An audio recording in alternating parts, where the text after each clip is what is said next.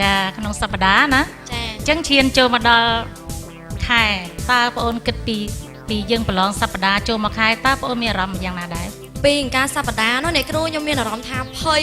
ចាភ័យផងអផងអ្នកគ្រូចាតែបន្ទាប់ពីបានប្រឡងជាប់ចាប់ប្រចាំសប្តាហ៍មកនាងខ្ញុំកាត់បន្ថយភាពភ័យខ្លាចដោយសារតែបានស្គាល់ពួកបងនៅប្រចាំពួកអប្សរានឹងច្រើនស្គាល់ពួកគាត់ចឹងទៅអ្នកគ្រូខ្ញុំកាត់បន្ថយភាពភ័យអ្នកគ្រូចាបងអូននិយាយចឹងអ្នកគ្រូក៏មើលឃើញថាបងអូនកាត់បន្ថយនៅអាការភ័យរបស់បងអូននៅលើវេទិកាចាតាំងពីច្រៀងហើយស្រៈអួយតាមពិតអញ្ចេះស្រៈអួយបើអ្នកភ្លេងពួកបងដូចថាគាត់វាយរៀងយឺតបន្តិចណាប៉ុន្តែគេលោកកសែតនឹងវិញងាវពេកកសែតនៅત્યાંគ្រូលឿនជាងនឹងបន្តិចលឿនណាស់អ្នកគ្រូចាកសែតលឿនជាងនឹងប៉ុន្តែគេលោកអ្នកភ្លេងក៏អត់តន់ទទួលទានអីដឹងហើយក៏ចាញ់សម្រស់សេនីដឹងចាព្រោះកសែតញាប់អូនណាចាដល់ពេលឃើញបងអូនឯងស្អាតទៅវាយយឺតដល់ហើយមើលចាមើលវាយយឺតចាដល់អញ្ចឹងគ្នាអានអនរហូតតែកម៉ិចកំមក៏វាយ៉ាប់ដែររៀងគេហៅថាស្រៈអួយអានអនណាចាមើលទៅឃើញបងអូនធ្វើបានប៉ុន្តែការខ្វះខាតរបស់បងអូនដូចថាដូចលោកគ្រូមានប្រសាសន៍គាត់ថាដូចថាភ្លេងរៀងយឺតយើងពិបាកអានអនតិចណាចាឲ្យឃើញបងអូនវិវត្តទៅវិវត្តស្អាតមែនតើបងអ្នកគ្រូមើលអត់ចង់ស្គាល់ណាអរគុណអ្នកគ្រូអរគុណចន់ច័ន្ទសាឡនទៅចាអញ្ចឹងសូមជូនពរឲ្យសេនីទទួលបានដល់ជោគជ័យចាអរគុណចាចំពោះតារាកិត្តិយសកញ្ញាអ៊ីវ៉ាមានអ្វីផ្ដាច់ជូនបន្ថែមដែរសូមអញ្ជើញចាអរគុណបងវិទ្យចាសួស្ដីដួងផ្កាយស្រៈអួយចាជំរាបសួរបងចាម៉ាត់ល្អណាចាចំពោះការស្លៀកពាក់នេះខ្ញុំយល់ឃើញថាចាដូចជាតារាចម្រៀងមួយរូបហើយបទនេះធ្វើនឹងខ្ញុំចង់រាំដូចបទមុនដែរចាមើលទៅសប្បាយចាហើយនឹងខ្ញុំយល់ឃើញថាល្អហើយចំណុចខ្វះខាតអីចាលោកគ្រូអ្នកគ្រូគាត់បានលោកបានមានប្រសាសន៍ហើយអញ្ចឹងនឹងខ្ញុំមានតែជូនពរដល់ប្អូនចាបងនឹងជឿជាក់ថាការព្យាយាមរបស់ប្អូននឹងបានសម្រេចអរគុណចាបងអរគុណចាសូមផ្ញើសារដល់បងអូនស្រីសំចុច B47 ផ្ញើទៅកាន់លេខ626ដើម្បីឲ្យបងអូនបានទទួលជ័យជំនះនៅក្នុងថ្ងៃនេះចាអរគុណបងអូនសូមចេញសម្រាប់សិនដួងផ្កាយមួយរូបទៀតនឹងចូលខ្លួនមករះនៅក្នុងសួនរបស់យើងគឺជាដួងផ្កាយដែលបានជាប់កាលពីវគ្គប្រចាំសប្តាហ៍ដូចគ្នាសូមស្វាគមន៍វត្តមានរបស់ដួងផ្កាយ B29 តាមរយៈវីដេអូឃ្លីបចាដែលជាសកម្មភាពរបស់បងអូនសូមអញ្ជើញលោកអ្នកទស្សនាដែលនាំមកជូនដោយក្រុមហ៊ុន Toyota Cambodia ក្រុមហ៊ុន Toyota Cambodia ជាក្រុមហ៊ុននាំចូលនិងចែកចាយផ្ដាច់មុខនៃផលិតផលរថយន្ត Toyota និងគ្រឿងបន្លាស់សុទ្ធពីរោងចក្រព្រមទាំងផ្ដល់សេវាកម្មថែទាំនិងជួសជុលរថយន្តនៅទូទាំងព្រះរាជាណាចក្រកម្ពុជាក្រុមហ៊ុន Toyota Cambodia ចាប់ផ្ដើមដំណើរការនៅក្នុងទីផ្សារព្រះរាជាណាចក្រកម្ពុជាអស់រយៈពេលជាង20ឆ្នាំមកហើយបានទទួលនូវការគាំទ្រនិងពេញនិយមយ៉ាងខ្លាំងពីសំណាក់អតិថិជន Toyota លើសពីការរំពឹងទុកសម្បករថយន្ត Brixton សម្បករថយន្ត Brixton EcoPair ធន់ស្វិតកាត់បន្ថយការសឹករិចរិលនិងជួយសន្សំសំចៃប្រេងឥន្ធនៈ EcoPair មានសមត្ថភាពរត់លើផ្លូវសើមមិនរអិលការចាប់ហ្វ្រាំងប្រកបដោយប្រសិទ្ធភាពនិងជួយកាត់បន្ថយការបញ្ចេញឧស្ម័នកាបូនិកដែលរួមចំណែកយ៉ាងសំខាន់ក្នុងការការពារបរិស្ថាន Brixton នាំចុះផ្ដាច់មុខដោយក្រុមហ៊ុនកុងនួនGroupម៉ូតូ Yamaha Fino FI 2015ចេញថ្មីហើយ Yamaha Fino FI ស៊េរីថ្មី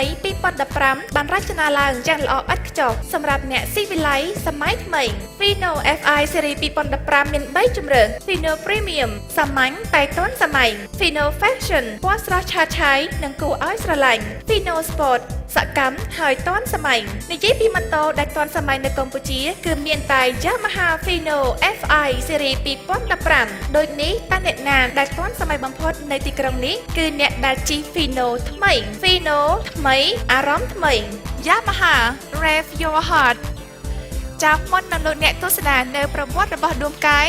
ចានេះខ្ញុំក៏មានសារខ្លីៗខ្លះជូនទៅដល់បងប្អូនទាំងអស់គ្នាផងដែរចាក្នុងនោះសូមលោកអ្នកតបនឹងអំពើល្អដោយអំពើល្អតែសូមតបនឹងអំពើអាក្រក់ដោយយុត្តិធម៌សូមកុំធ្វើឲ្យសោះដល់អ្នកដទៃនៅអ្វីដែលអ្នកមិនចង់ឲ្យអ្នកដទៃធ្វើដាក់លើខ្លួនអ្នកវិញ ចាសូមអញ្ជើញទស្សនាជាបន្តទៀតនៅវីដេអូដែលជាសកម្មភាពរបស់ដួងកាយ B29 ខ្ញុំពិតជាស្រឡាញ់វិស័យសិល្បៈចម្រៀងខ្លាំងណាស់ខ្ញុំបានដាក់ពាក្យចូលក្នុងកម្មវិធីផ្កាយរះក្នុងសួនដើម្បីចង់ក្លាយជាតារាចម្រៀងដ៏ល្បីសូម ជំរាបសួរ ខ្ញុំមានអារម្មណ៍សប្បាយរីករាយជាខ្លាំងដែលបានប្អូនប្រុសមាននិស្ស័យខាងវិស័យសិល្បៈដោយរូបខ្ញុំ បងប្អូនជុំអ្នកកុំឡើយឆ្លងគ្នា ហ្នឹងហើយចឹងបានន័យថាប្អូនមិនមែនអាជីពអ្នកចម្រៀងប៉ុន្តែប្អូនច្រៀងបានល្អណា ថាសូមសរសើរចំពោះប្អូនដែលមិនមែនជាអ្នកចម្រៀងអាជីពតែប្អូនបានច្រៀងល្អ ប្អូនហាក់មានជំនឿចិត្តយ៉ាងខ្លាំងថាការប្រឡងចម្រៀងក្នុងកម្មវិធីផ្កាយរះក្នុងសួននាពេលនេះគឺប្អូនពិតជាសង្ឃឹមថានឹងទទួលបានលទ្ធផលល្អមួយនៅចុងបញ្ចប់